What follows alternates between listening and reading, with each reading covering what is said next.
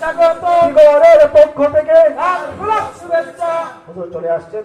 আল্লাহ তাআলা যে আলোচনা হয়েছে আমাদেরকে আমল করার তৌফিক দান করুন। নারে তাকবীর, নারে তাকবীর। মুফতি সাহেব হুজুরের আগমন, শুভেচ্ছার স্বাগত টিগরবাসীর পক্ষ থেকে। নারে তাকবীর। আলহামদুলিল্লাহ, এই পর্যায়ে আমাদের সামনে কোরআন ও হাদিস থেকে মূল্যবান নসিহত পেশ করবেন মুফাসসিরে কুরআন, মুজাহিদে মিল্লাত, পীরে কামেল, আল্লামা মুফতি মুবারকুল্লাহ সাহেব। আল্লামা মুফতি মুবারকুল্লাহ সাহেব, প্রিন্সিপাল জামিয়া ইসলামিয়া ইউনুসিয়া ব্রাহ্মণবাড়িয়া।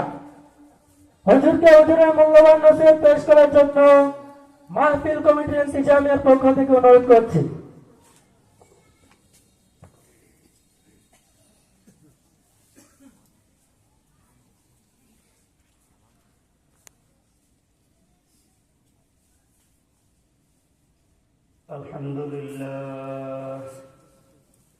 আলহামদুলিল্লাহ নাহমাদুহু ওয়া নাস্তাঈনুহু ওয়া নাস্তাগফিরুহু ওয়া নাউযু বিল্লাহি মিন শুরুরি আনফুসিনা ওয়া মিন সাইয়্যাতি আ'মালিনা।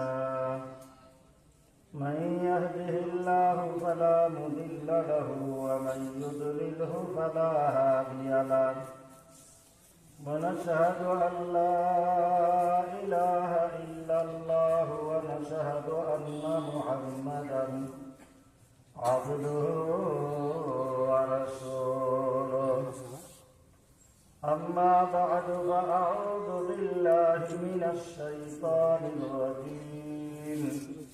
بسم الله الرحمن الرحيم.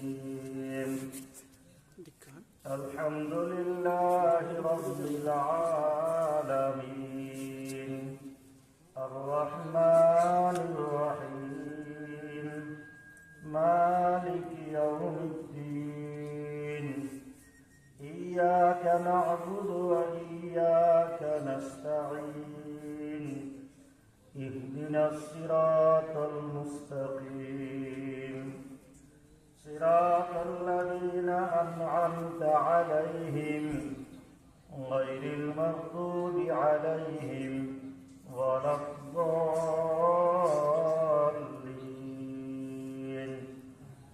آمين. صدق الله مولانا العظيم. وقال رسول الله صلى الله عليه وسلم: فاتحة الكتاب شفاء من كل داء أو كما قال عليه الصلاة والسلام. সকলে মহব্বতের সাথে কয়েক মর্তবা দরুদ শরীফ পড়ি। আল্লাহুম্মা সাল্লি আলা সাইয়্যিদিনা ওয়া মাওলানা মুহাম্মদ وعلى آله وصحابه وبارك وسلم. اللهم صل على سيدنا ومولانا محمد وعلى آله وصحابه وبارك وسلم. اللهم صل على سيدنا ومولانا محمد وعلى آله وأصحابه وبارك وسلم بعدد كل شيء معلوم لك كما تحب وترضى عدد ما تحب وترضى يا كريم. টিগর ইসলামী যুব সংগঠনের উদ্যোগে 6 দিন ব্যাপী 44তম বার্ষিক তাফসীরুল কোরআন মাহফিলের মুহতারাম সভাপতি দামাত বারাকাতুহুম মুআজ্জাজ হযরত উলামায়ে কেরাম, সম্মানিত সুধী মণ্ডলী, মুসলমান ভাইয়েরা, পর্দার আড়ালের আমার পর্দানিসীন সম্মানিতা মা ও বোনেরা, আল্লাহ তাআলার লাখ শুকরিয়া যে আল্লাহ তাআলা 43তম তফসির পার হইয়া 44তম তফসিরে আসার বসা উলামায়ে কেরামের মুখ থেকে কোরআন হাদিসের বয়ান শোনার, কোরআনের তফসির শোনার জন্য আল্লাহ তাআলা আমাদেরকে আসার বসার তৌফিক দিলেন। এই জন্য আমরা বেজার না খুশি? শুকরিয়া আদায় করে জুড়ে ছেড়ে করি আলহামদুলিল্লাহ। আলহামদুলিল্লাহ তামলাউল মিজান। কেউ যদি আল্লাহ তাআলার নিয়ামতের কথা স্মরণ করে, একবার আলহামদুলিল্লাহ পড়ে, আল্লাহ তাআলা তাকে মিজানের পাল্লা ভরে সওয়াব দান করে। মিজানের পাল্লাটা কত বড় জানেন? 7 আসমান 7 জমিন আর এর ভিতরে যা কিছু আছে সব যদি একত্রিত করে মিজানের 2 পাল্লার একটা তুই রাখে, সব এক পাল্লাতে জায়গা হইব। পাল্লাটা কত বড়! এই পাল্লা বইরা সওয়াব দেয়, খুশি নেই আপনারা? এই সওয়াবের দরকার আসেনি? মরার পরে টাকা পয়সা কাম দিব না, সওয়াব থাকলেই না যাবে।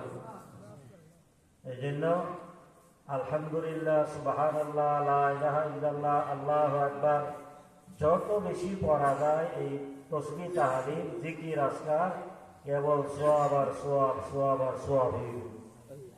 রাসূলুল্লাহ সাল্লাল্লাহু আলাইহি ওয়াসাল্লাম আরো বলেন, কেউ যদি একবার সুবহানাল্লাহ পড়ে, একবার আলহামদুলিল্লাহ আর একবার সুবহানাল্লাহ যদি পড়ে, আসমান আর জমিনের মাঝখানের যে খালি জায়গাটা, এই পুরাটা বইরা আল্লাহ তারে সওয়াব দান করবে। কতদূর বলব জায়গাটা, কতদূর বলব? এই দুনিয়ার থেকে, জমিন থেকে সূর্যটা হইল 9,30,00,000 মাইল উপরে। কতদূর উপরে আছে? 9,30,00,000 মাইল। আবার এই সূর্যটাই কিতাবে লেখে হয়তো প্রথম আকাশের নিচে শূন্যের মধ্যে ঝুলতেছে, অথবা প্রথম আকাশে লাগে। বোঝা গেল এই নিচ থেকে প্রথম আকাশ পর্যন্ত কমসে কম 9,30,00,000 মাইল। ফাঁসটা কত? এই পর্যন্ত অথবা যে প্লেন চলে, বিমান চলে, আসমানে মাথা ধাক্কা খাইছে একটা, শেষ নাই। এবার খালি জায়গাটা কত বড়, পরিধি কত বড়!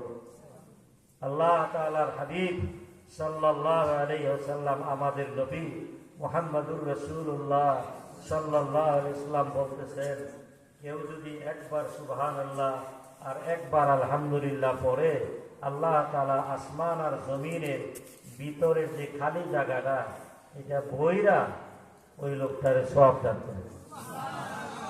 আচ্ছা, আমাদের নবী যে কইছে কথাটা ঠিক নেই, সত্য না? আমাদের নবী মিথ্যা কথা বলেন না? সন্দেহ করা যাব? ঈমান থাকবো? কাফির মুশরিক পর্যন্ত নবীদের সত্য কথা বলে এটা জানতো, যদিও মানে না, কিন্তু এটা জানতো যে মুহাম্মদ কোনদিন মিথ্যা কথা কয় না। আবু জেহেল পাষণ্ড, নবী শত্রু, সে পর্যন্ত বলে, আল্লাহ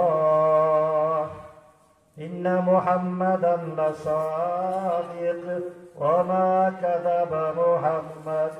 খোদার কসম, এটা গো আবু জেহেল, আবু জেহেল খোদার কসম করে দিতেছে, খোদার কসম, আল্লাহ ইন্না মুহাম্মাদান লাসাদিক, নিশ্চয়ই মুহাম্মদ একজন সত্যবাদী লোক। সুবহানাল্লাহ। এটা কি লেগে বলেননি? উদ্দুর যদি না কথা সরকারি শুনতো না দেশে। এত বড় একটা মিশা কথা ভেদ বেড়ে, তুই এত বড় ডাহা মিশা কথা বলছি, আবার কিসের সরকার? মোহাম্মদ জীবনে মিশা কথা বলছে। ছোটবেলাকে সকলে পরীক্ষা নিরীক্ষা কইরা আলামিনার বিশ্বাসী আমানতদার লকব দেওয়া লাগছে না? এই বেড়ার মিশা কথা যে মিশা কথা হের বেশি মানবো? এই সরকারি চলতো না, এই লিগে হেঁচা কথাটা কম লাগতো। আল্লাহ ইন্না মুহাম্মাদান লাসাদিক, কসম খোদার নিশ্চয় মুহাম্মদ সাল্লাল্লাহু আলাইহি ওয়াসাল্লাম একজন সত্যবাদী লোক, আমানতদার লোক, বিশ্বাসী লোক। ওয়া মা কাযাবা মুহাম্মদ, মুহাম্মদ জীবনে কোনোদিন মিথ্যা কথা বলেন না। সেই নবী তো বলতেছেন এই জিকির 2 বার 2টা শব্দ বললে আল্লাহ একটা সব দিব। এবার শত শতবার যদি সুবহানাল্লাহ পড়ে, শত শতবার যদি আলহামদুলিল্লাহ পড়ে, সব কি পরিমাণ হইব? খালি শোয়া গুনাহ মাফি তো না। সুবহানাল্লাহ, সুবহানাল্লাহ। রাসূল করিম সাল্লাল্লাহু আলাইহি ওয়াসাল্লাম একদিন বাইরে গেছে, গিয়া একটা গাছের ডালের মধ্যে বাড়ি দিছে। গাছের ডালে বাড়ি দিলে পাতা পড়তো না, জয়রা পাতা পড়তেছে। এবার রাসূল সাল্লাল্লাহু আলাইহি ওয়াসাল্লাম বলেন, ও আমার উম্মতেরা শুনো, আমার সাহাবীরা শুনো, মুসলমান যখন আল্লাহ তাআলার জিকির করে, সুবহানাল্লাহ, আলহামদুলিল্লাহ, লা ইলাহা ইল্লাল্লাহ, আল্লাহু আকবার, লা হাওলা ওয়ালা কুওয়াতা ইল্লা বিল্লাহ, এই জিকির আজকার যখন পড়ে তার শরীর থেকে গুনাহগুলা এমন ভাবে ঝইরা পড়ে যেমন গাছের পাতাটি ঝইরা পড়তেছে। জিকির করলে লাভ না লাভ না? জিকির করলে লাভ। সুবহানাল্লাহ। আরো শুনেন, আল্লাহর নবী সাল্লাল্লাহু আলাইহি ওয়াসাল্লাম বলেন, লা ইলাহা ইল্লাল্লাহ লা ইয়াসবিকুহা আমালুন ওয়া লা ইয়াতরুকু দাম্বা। লা ইলাহা ইল্লাল্লাহ, সুবহানাল্লাহ, আলহামদুলিল্লাহ, লা ইলাহা ইল্লাল্লাহ আছে না একটা? লা ইলাহা ইল্লাল্লাহ তো একটা আছে। আল্লাহর নবী তো বলেন, সুবহানাল্লাহ পড়ো, আলহামদুলিল্লাহ পড়ো, লা ইলাহা ইল্লাল্লাহ পড়ো, আল্লাহু আকবার পড়ো, লা হাওলা পড়ো। এই সবগুলার দ্বারা যেটা গুনাহ সইরা পইরা জায়গা। আর শুধু লা ইলাহা ইল্লাল্লাহ সম্পর্কে হাদিসে আল্লাহর নবী বলেন, লা ইলাহা ইল্লাল্লাহ এমন একটা জিকির যে দুনিয়ার এমন কোন গুনাহ নাই যারা মাফ করাইতে পারে না। সব রকমের গুনাহ এই জিকিরে মাফ করাই দিব। লা ইয়াতরুকু দাম্বা, লা ইলাহা ইল্লাল্লাহ লা ইয়াসবিকুহা আমালুন ওয়া লা ইয়াতরুকু দাম্বা। এটা একটা বড় নেক আমল, আবার কোন গুনাহ ইশারা না, মাফ না করে না। এখন প্রশ্ন করতে পারেন যে লা ইলাহা ইল্লাল্লাহ একটা জিকির, এটা একটা নফল কাজ, ইদা কইরা এই কবিরা গুনাহ, বড় বড় গুনাহ, ইতো আল্লাহ মাফ করবো কেমনে? শুনে কেমনে মাফ করবো? জিকির যখন মানুষ করে তার অন্তরটা গুনার ময়লা থেকে পরিষ্কার হয়ে যায়।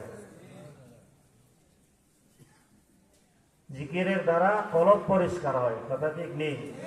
আল্লাহর নবী সাল্লাল্লাহু আলাইহি ওয়াসাল্লাম ইরশাদ করেন, মানুষ যখন গুনাহ করে কলবে একটা দাগ পড়ে, গুনাহ যত বাড়ে কলবে কালো দাগ তত বাড়ে।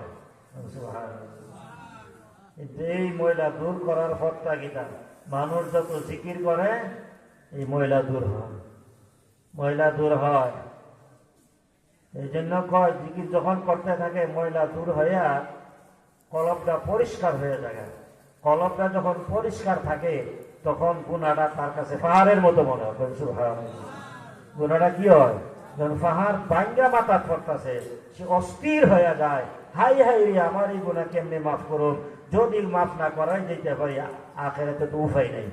গুনার গাঠটি লয়ে গেলে সুবিধা হইব? কবর হাসর মিজান ফুলসারাতে সর্বশেষ কই যেমন লাগবো জাহান্নামে। গুনার সাথে থাকলে গুনাহ তো মাফ করে যেতেইব। জিকিরের দ্বারা যখন তার কলবটা পরিষ্কার হয়ে যায়, এ পাগল হয়ে যায়, তাড়াতাড়ি তওবা করবে। এই তওবা করতে বাধ্য করলো কেনা? জিকিরে, কথা ঠিক না বটে? তারে তওবা করতে বাধ্য করলো কোন জিনিসে? জিকিরে। জিকির তওবার দ্বারাই কবিরা গুনাহ মাফ হয়। কিন্তু তওবাটা কেন হয়েছে, করতে হয়েছে? এর জিকির করার কারণে তার ভিতরে তওবা করার একটা স্পৃহা হইয়া হয়েছে। এই জন্য যেন ওই জিকিরেই তার বড় গুনাহটা মাফ করাইল। আমাদের মুফতি সাহেবুর রহমাতুল্লাহ আলাইহি জামি মসজিদের যিনি খতিব আর ইমাম ছিলেন, জামিয়া ইউনুসিয়া মাদ্রাসার মুহতামিম আর প্রধান মুফতি ছিলেন মুফতি নুরুল্লাহ রহমাতুল্লাহ আলাইহি। হুজুর তো বলতেন জিকির হইল একটা সমুদ্র। জিকির কি? জিকির হইল একটা সমুদ্র। আর মানুষের গুনাহগুলা যেন একটা লবণের বস্তা। গুনাটি কি? লবণের বস্তা। এবার বলেন, লবণের বস্তা নিয়ে সমুদ্রের ঝাপটা ফইরা গেলে গা, লবণ গইলা পানিতে কতক্ষণ লাগবে? বেশি সময় লাগবে না। লবণের বস্তা নিয়ে সমুদ্রে ঝাঁপ দিলে যেমন ক্ষণিকের মাঝে লবণ গলে পানি হয়ে যায়, এমনি ভাবে আল্লাহওয়ালাদের সাথে সম্পর্ক কইরা বাতানোর তরিকা মতে যদি তুমি নিয়মতান্ত্রিক জিকির করতে থাকো, এই জিকিরের দ্বারাও আল্লাহ তাআলা এমনি ভাবে তোমার গুনাহ খাতা ক্ষমা করে দিবে।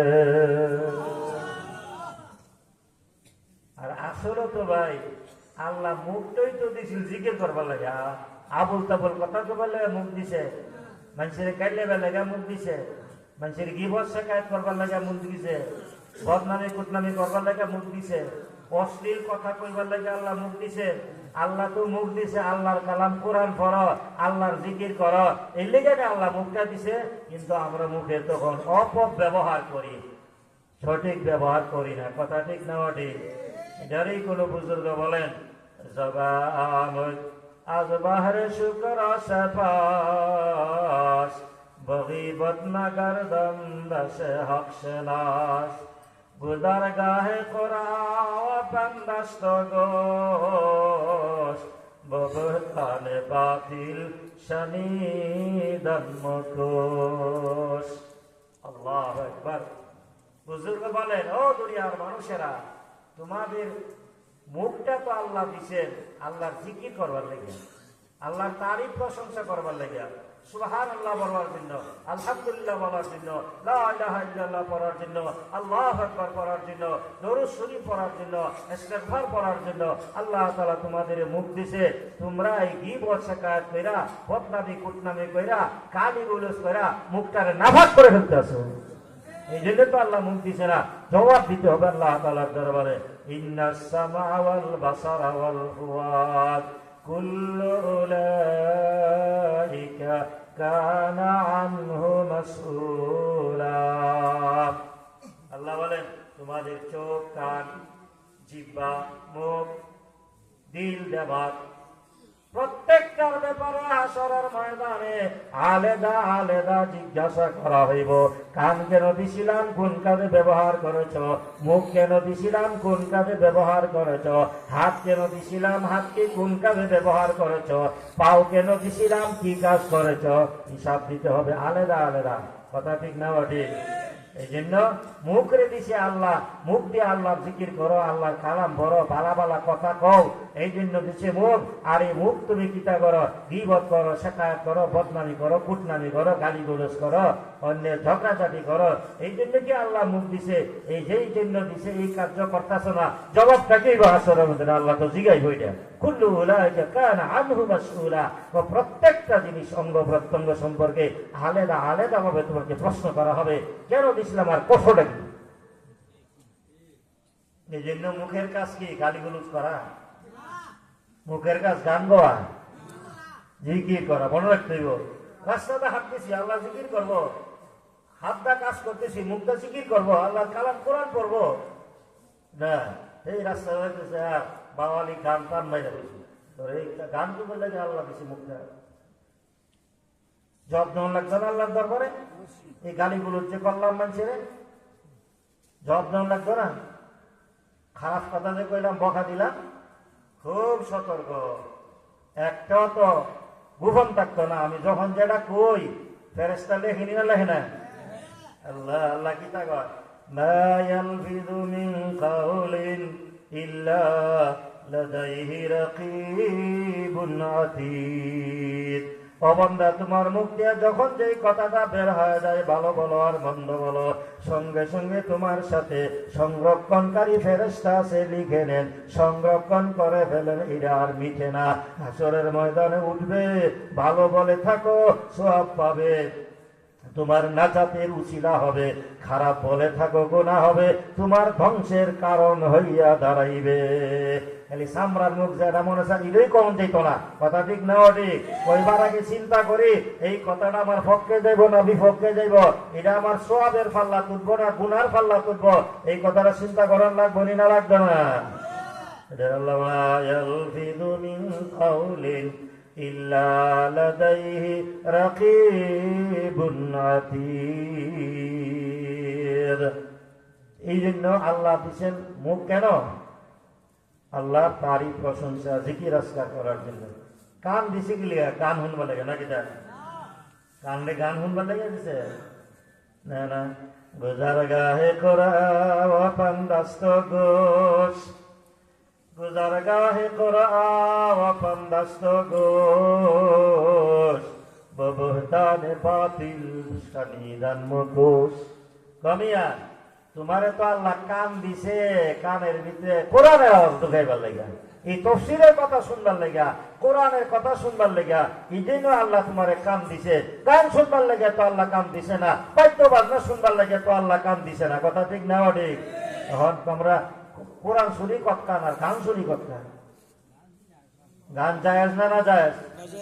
হালাল না হারাম? হারাম কাজ করে আল্লাহ পাওয়া যায়? জান্নাত পাওয়া যায়?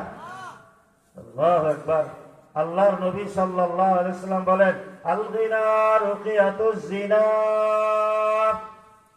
গান হইল জিনার মন্ত্র। গান কিতা? জিনার মন্ত্র।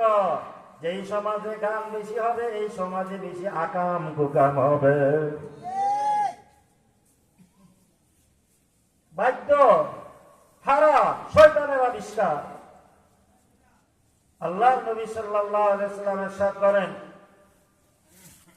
বইসুলিউ কাসিরাল মাযামির। আল্লাহ তাআলা আমারে যত দায়িত্ব দিয়া বাড়াইছে, এর মধ্যে একটা দায়িত্ব হইল দুনিয়ার যত বাদ্যযন্ত্র আছে, একতারার, দুতারার, থেতা, সেতারা, হারমোনি, গীতাগো কত জাতের আছে বাদ্য বাজনা, এই সবটি বাইকা সুরমার করে ফেলা দিবার লাগিয়া আল্লাহ আমারে দায়িত্ব দিয়া দুনিয়ায় ছাড়াইছে। আল্লাহর নবীকে আমার দায়িত্ব দিয়া বাড়াইছে আল্লাহ এখানে ভাঙ্গা ফেলাইবার লাগিয়া। আর আপনি একেবারে কিভাবে সুন্দর করে সাজায়া বাবা রে বাবা টেলিভিশনটার বাদ্যযন্ত্র সুন্দর লাগিয়া আর বাজনাটারে কত করে সুন্দর করে লটকাইতে রাখছেন, আছে না অনেকের ঘর।